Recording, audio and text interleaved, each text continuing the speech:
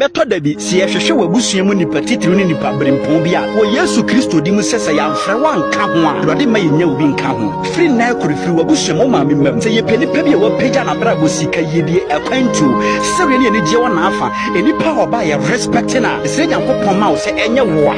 Awurade ma nipa point hands e wo so se wo na wo bai na wo beba so ne ye ani gye enne na bi abrabo no tare ana wa pema na asan wo hu kwan a wo fa so na se Awurade Nyankopɔn no di nipa na mo sisi de kron Awurade odi wia osane ne nsuma tutu wie mu se de kuafo de je ne chocho ne kofie so no Awurade nya wadoye ye peninti ne brempon odefo a Awurade mfa odi meka dan list ne mu bi otufo Nyankopɔn a odi nipa na mo sisi de kron Awurade oyi nipa firi sumi na so di nipa sima poma egwamu no o mininti ne dade akon Nyankopɔn bubewura fo bowuro wontuma dan mu wo nyambofo no ye Awurade ntimi nsira nsuo ene ne nsira pagya emfanka na Awurade ma wasetena hunu sere ani gyentu ani gye so na osun ya awuragudi de o ma ne mpare wo paase yare da ho beto so wo Yesu di mevrema se mensem duru osu na se wote mensem ne medede yinka sa na Awurade ma ne honhom so mmra wo nkyɛn saa Awurade ma nhyira nsɛm a mekan emeba to abrabɔ no mo asetena ehunu mpuntu